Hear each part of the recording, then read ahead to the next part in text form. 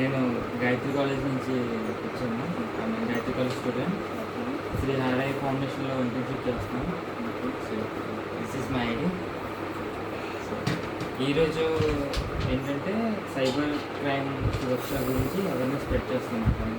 ఏంటంటే daily fake loan apps గురించి calls రావడం కానీ, ఓటీపీ షేర్ చేయడం కానీ వాటి గురించి దాంట్లో ఏంటంటే ఫస్ట్ ఫేక్ లోన్ యాప్స్ వల్ల ఏంటంటే పర్సనల్ ఇన్ఫర్మేషన్ స్టీల్ చేసుకుంటారు. తర్వాత కాంటాక్ట్స్, ఫొటోస్, ఫైల్స్ యాక్సెస్ చేసుకుంటారు.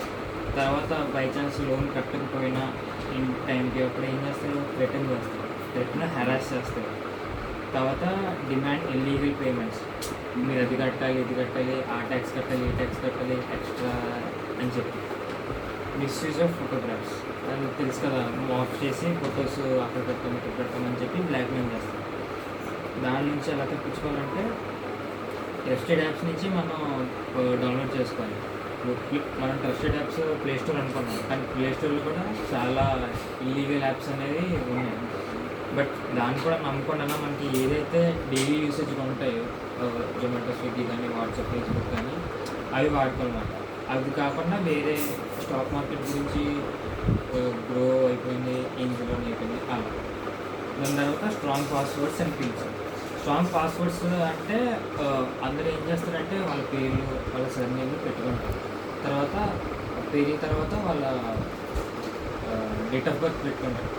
అలా కాదు, ఆ పాస్వర్డ్ ఏంటంటే 8 to 9 పెడతారు, లేదా 8 to 10 పెడతారు.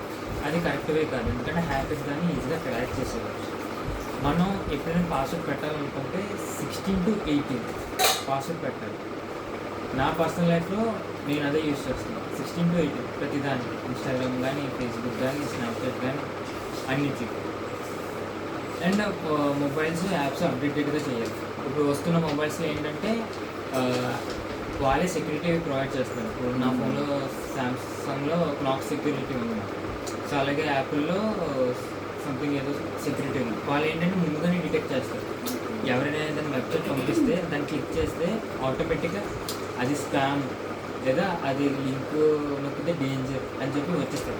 మన పాస్ఫోన్లో కూడా వచ్చేస్తారు. ఒకసారి మనం గూగుల్ నుంచి మూవీస్ డౌన్లోడ్ చేసుకున్నప్పుడు this file made be harmful for you అని వస్తాం. మనం అయినా పర్లేదని చెప్పి ఓకే నొక్కిస్ డౌన్లోడ్ చేసుకుంటాం. వాళ్ళు ఏం చేస్తారంటే మన డేటానే తీసుకుంటారు. ఆ డేటా వాళ్ళు ఏం చేస్తారంటే సెల్ చేస్తారు, అమ్మేస్తారు.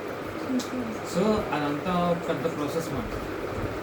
అది కాకుండా ఓటీపీస్ ఎప్పుడు షేర్ చేసుకోకూడదు, బ్యాంక్ డీటెయిల్స్ అవి షేర్ చేసుకోకూడదు, ATM card, debit card information share చేసుకోకూడదు, పాస్వర్డ్స్ తీసుకోవాలి. So bank details, ATM card, credit కార్డులు షేర్ చేసుకోకూడదు. ఓటీపీస్ ఎప్పుడు షేర్ చేసుకోవాలంటే మనం ట్రస్టెడ్ పీపుల్ ఉంటారు కదా, ఓన్ బ్యాంక్ వాళ్ళు బాగా క్లోజ్ తెలిసిన వాళ్ళు. ఇప్పుడు నేను ఇన్సూరెన్స్ తీసుకున్నాను హెచ్డిఎఫ్సి లైఫ్. అది తీసుకున్న తర్వాత అతను ఇది చెయ్యాలి అని చెప్పి మీరు ఇక్కడికి రావాల్సిన అవసరం లేదు. మీరు Aadhaar card photo, HDFC life account photo పెట్టేయండి. ఓటీపీ కావాలి, జస్ట్ ఓటీపీ చెప్తే సరిపోద్ది, మీకు నెక్స్ట్ ఫైనాన్స్ అనేది క్లియర్ అయిపోద్ది అని చెప్పి ఓటీపీ చెప్తారు. అప్పుడు మనం ఓటీపీ ఇస్తే అది వెళ్ళని కూడా, ఎందుకంటే ట్రస్టెడ్ పీపుల్ కాబట్టి, మనం నమ్మకం కాబట్టి. సో దాని తర్వాత avoid clicking suspicious links, scanning unknown QR codes, sending money to strangers. అంటే సెండింగ్ మనీ టు స్ట్రేంజర్స్ అంటే ఒకసారి చూడండి, బై మిస్టేక్ మీ అకౌంట్లో డబ్బులు పడిపోయి మీరు మాకు మళ్ళీ పంపించిందండి. మీరు మళ్ళీ పంపించినప్పుడు వాళ్ళకి ఏమవుతాయంటే ఐటీఆర్ అనేది ఒకటి ఉంటుంది, ట్రాన్సాక్షన్ ఐడి అని ఉంటుంది. మన దగ్గర ఒకటి ఉంటుంది, వాళ్ళ తరపు నుంచి కూడా ఒకటి ఉంటుంది అన్నమాట. వాళ్ళు ఏం చేస్తారంటే బ్యాంక్కి వెళ్ళి, బ్యాంక్లో కూడా వాళ్ళకి కనెక్షన్ ఉంటుంది, ఎవరో ఒక్కరు కరెక్ట్ అయి ఉంటుంది కదా మన చుట్టూరు ఎన్విరాన్మెంట్. సో అలా వాళ్ళు డీటెయిల్స్ తీసుకొని ఫ్రాడ్ అనేది జరుగుతుంది. కామన్గా జరిగేది fake loan apps, UPI frauds, QR code scams, lottery scams, fake job offers, digital arrest scams, social media block apps. Lottery scams అనేది లాస్ట్ టైం మీషోలో జరిగింది. ఎలాగంటే నార్త్లో జరిగింది, సౌత్లో జరగలేదు. ఎలాగంటే వాళ్ళు ఊరిలోకి వెళ్ళి మేము మీషో యాప్ నుంచి వచ్చాము, మీరు 200 కట్టండి, మీరు ఇది లాటరీ స్కీమ్ మాట, మీరు ఇందులో 200 డబ్బా తీసుకొని అందులో పే చేసేసి మీకు కుక్కర్ రావచ్చు, లేకపోతే బైక్ రావచ్చు, లేదా కార్ రావచ్చు అని చెప్పి అలా మనం వింటూ ఉంటాం డైలీ లైఫ్ న్యూస్లో. అది కాకుండా డిజిటల్ అరెస్ట్ స్కామ్స్. దానికి ముందు ఫేక్ జాబ్ ఆఫర్స్ మనం ఎన్ని చూసాం. ఫేక్ జాబ్ ఆఫర్స్ అని ఎంత చేస్తుంది, ఎంత జీతం ఇస్తాం, అంత జీతం ఇస్తాం, మీరు బెంగళూరు వచ్చింది, హైదరాబాద్ వచ్చింది, వాళ్ళు పంపించేస్తారు. అక్కడ వాళ్ళకి అది ట్రస్టెడా కాదని చెప్పి కొంతమంది తెలియదు.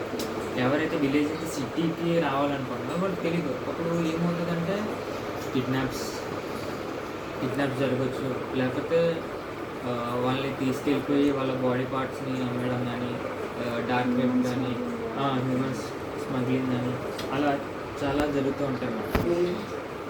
సో డిజిటల్ స్కామ్స్ ఇది కూడా నార్త్లోనే ఎక్కువ జరిగాయి. ఏంటంటే వీడియో కాల్ చేసి నేను ఐఏఎస్ ఆఫీసర్ మాట్లాడుతున్నాను అంటే ఫేక్ పోలీస్ డ్రెస్ ఎక్కడైనా దొరికేస్తాయి కదా బయట షాపులో, అక్కడికి వెళ్ళిపోయి నేను అదే క్లాత్ వేసేసుకొని నేను పోలీస్ స్టేషన్ నుంచి మాట్లాడుతున్నాను, ఐఏఎస్ మాట్లాడుతున్నాను అని చెప్పి మీరు ఇది పని చేశారు.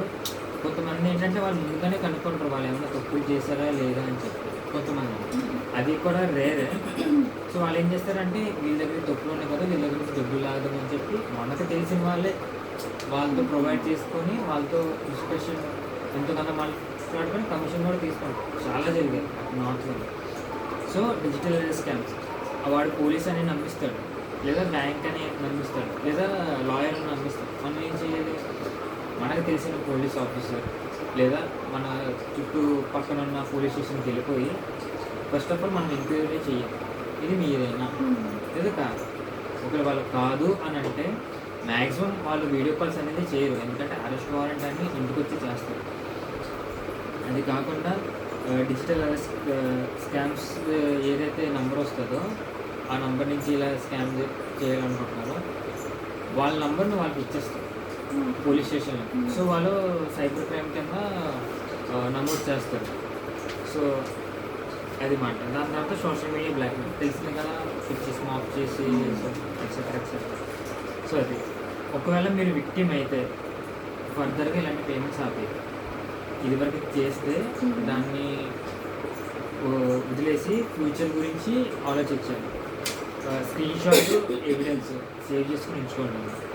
సైబర్ క్రైమ్ హెల్ప్ లైన్ 1930 ఇది మాట. ఓకే, ఒకవేళ 1930 బై ఛాన్స్ పోలీస్ స్టేషన్లో కానీ ఎవరు రెస్పాండ్ అవ్వలేదు అనుకోండి ఒక 2-3 డేస్లో కానీ, ఇదే వెబ్సైట్ cybercrime.gov.in అందులో. సో సైబర్ క్రైమ్ వెబ్సైట్లోకి వెళ్ళి మనమే కంప్లైంట్ అనేది రిజిస్టర్ చేయొచ్చు ఆ వెబ్సైట్. లేకపోతే సిరిపురంలో సైబర్ క్రైమ్ ఆఫీస్ ఉంది, అక్కడికి వెళ్ళి కూడా మనం చెప్పచ్చు. ఇప్పుడు ఏంటంటే థింక్, వెరిఫై, రిపోర్ట్. ఫస్ట్ మనం ఆలోచించాలి వీళ్ళు కరెక్టా కాదా అని చెప్పి. దాని తర్వాత మనం వెరిఫై చేసుకోవాలి. ఎలాగ బ్యాంక్స్కి వెళ్ళి పోలీస్ స్టేషన్కి వెళ్ళి మనకు తెలిసిన లాయర్స్ ఉంటారు కదా వాళ్ళకి ఫోన్ చేసి ఇది మీరా కాదని చెప్పి తర్వాత రిపోర్ట్ చేయాలి.